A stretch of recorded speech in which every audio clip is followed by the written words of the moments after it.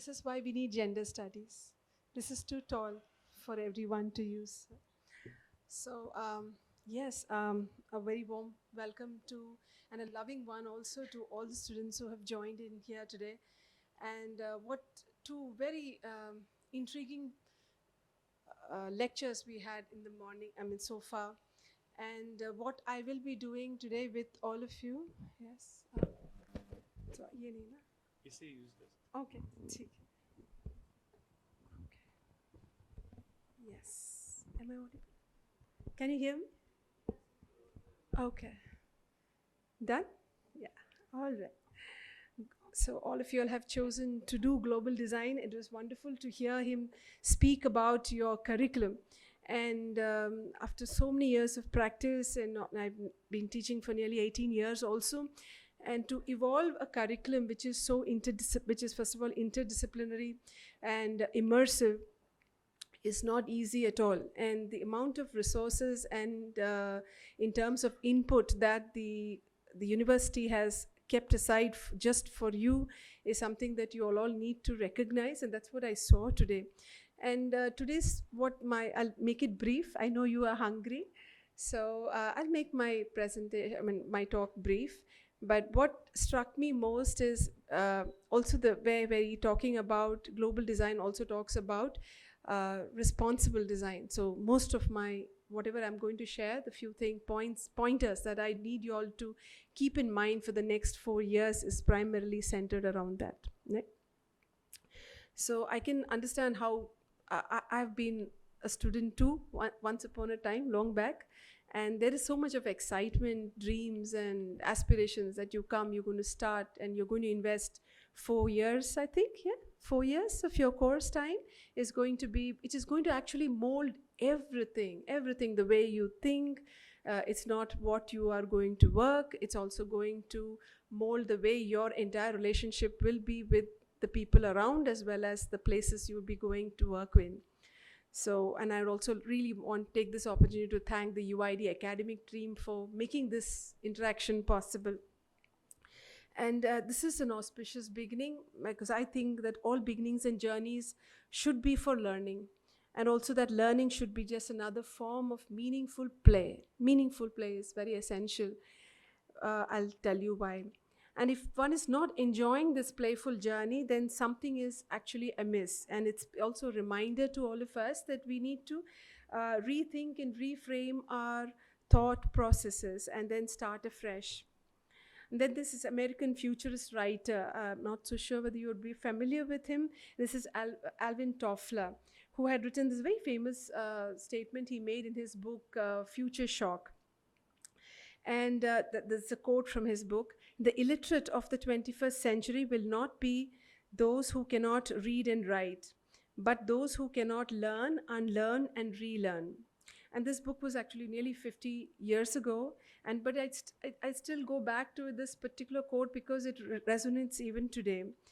Perhaps that's why he was called a futurist after all. Anyway, I don't know. So there is a serious need to unlearn. I'm just holding on to that term that he used there. And that educational, what has happened now? You would have finished your 12th, all of you, right? Yeah, okay. So this educational system in our country which has actually structured your learning so far. That is your first 12 years of your life. You've actually spent learning in that educational system. It is rigid. It's also compartmentalized. And their focus is to create an unquestioning mind. That's the tragedy of it. It's an unquestioning mind for 12 years. Unquestioning mind capable of comprehending immense amount of data. And then you'll have all done it, and you'll have done it very successfully. And now you are at the threshold of an immersive design program, which expects you to think very differently. And irrespective of whatever discipline you choose now or later with all your minors and majors, etc., design learning will, all of them will demand that this segregated mode of study that you have indulged over the years have to be dissolved. Which implies that earlier we would have science and social studies and maths and language, and they are not separate or independent subjects anymore. And design study requires you to think holistically. This is not easy, trust me. This is not easy because you're breaking 12 years of habit, right? And 12 years is a long time. And all design projects or products, whatever you come up with, demand that the designer, that is you, applies all aspects of history, culture, oral narratives, mythology, and science and maths simultaneously. That is, if you desire that your creative work needs to add any value or meaning to people's lives, if you don't, then your design is actually rejected. And this would seem difficult, it is, and it will be difficult, but I request you to trust the learning processes and the guidance of this excellent faculty that you all have at your disposal, and also the resources here in UID, and persevere. And you have to really persevere. There's no choice. It's not a multiple choice question. You have to persevere. And today, like, I'm a practicing architect, been practicing for nearly 28 years now. Also been an academician for another 18 odd years. I also write. I'm also a human rights activist. And all of the, I'm also a researcher, and all of these are only multiple modes of a design practice. And my own design thinking has helped me perform in each of these roles that I take on. Similarly, you will also play multiple roles, which you will come to eventually.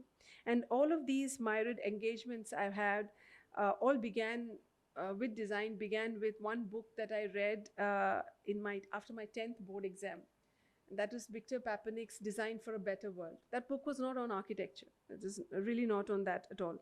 But it was talking, and it kind of really helped me structure everything that I wanted to do. And I still have that book in the back of my mind whenever I am looking at any project I have to take up.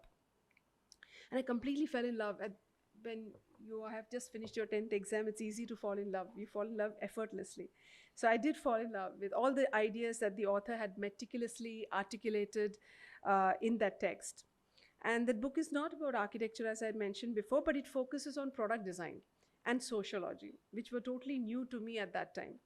And the author argues that for any product to be truly useful and relevant, it needs to take into account the real needs of people and should also consider the environmental and ecological concerns. And today I was so happy to see that the sustainable goals, the 17 sustainable goals were being discussed. And here you have been already exposed to the idea of a responsible design, which is all what we expect all designers to do.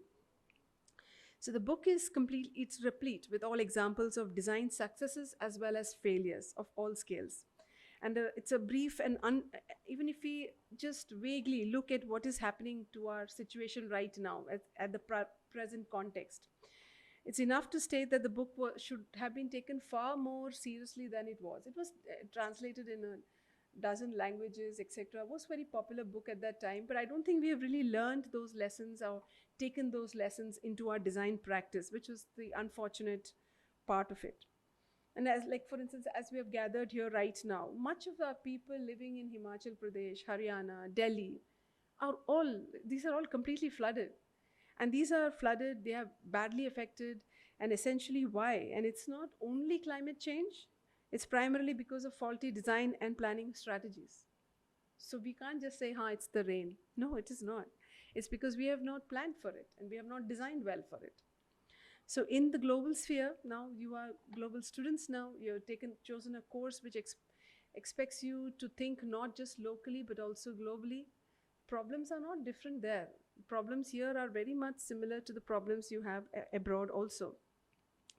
There you have incessant wars to deal with, exploitative regimes and economic policies, wasteful use of our resources.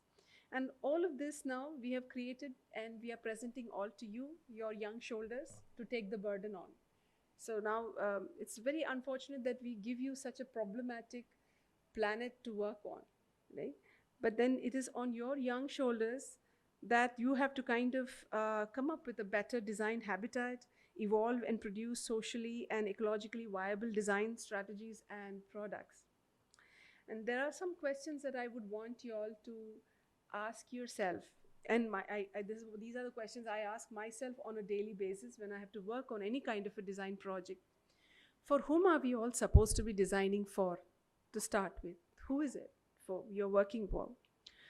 Who needs your creative abilities the most? You're all brilliant minds, so who needs you more? And how can I make a difference in the life of those with whom I share my space with? Which are the user groups excluded from experiencing my design? This is very important. Who is not in the room? Have I forgotten to include anyone? So this is a big challenge for all of you, especially because of your curriculum and because of the course that you have chosen. You are going to be ambassadors. So then you have to make sure that everybody is actually included. And these are difficult questions to ask and address, but they are also imperative. I ask them myself. Whatever I'm telling you is what I do with myself. So I'm not giving a far-blown idea. And then these are the questions that you need to ask yourself with every design project that is entrusted to you. And if the answers are not satisfactory, it means that you need to stop and go back to your design process and rework. Or as Alvin Toffler had said, that to put it better, it is to relearn and then evolve a better design. And this introspective method is not only critical, but also an integral process for a good design, irrespective of the chosen discipline. The last point I would like to make is that please stay hungry for knowledge always. I mean, you should always be on a learning mode. You want to learn from wherever. So I have come here today. So I'm now going to learn all about your curriculum, how it has been structured, etc. So I'm not going to let go of that opportunity to learn either, right? So that is something that you need to always be. And you have ample resources here, like he had mentioned earlier. So there are ample resources here and all at your disposal. But then you have to go to them and use it. So I'm begging you to please explore, play and learn as much as possible. And learning should be fun and playful, and you should not look at it as a monotonous, tedious work. If you feel that way, that means there is something not right. And on a lighter note, don't laugh, please, but I would like you to suggest an analogy of the animal sponge. You all know what I'm not talking about the sponge, bath sponge, but I'm talking about the animal sponge. Sponges live underwater and are multicellular organisms. Their bodies are full of pores and channels, and they allow the water laden with microorganisms, sand, dirt, plankton, etc., all to circulate and flow through them. They filter and absorb the much needed nutrients and oxygen from this incessant flow of water, and then they discard the waste. It holds no dirt or anything that will not sustain its growth. Be a sponge, right? So please be a sponge. There'll be a lot of things going right, wrong, positive, negative. You take what's good for you and hold on to it real tight. So this analogy has served me well, and it reminds me to stay observant. All designers have to be observant and receptive to all forms of knowledge and learning experiences, taking in all that is essential and letting go what is not. I believe it will help you too, as it has helped me, to frame critical arguments and to evolve constructive frameworks to conceptualize your designs.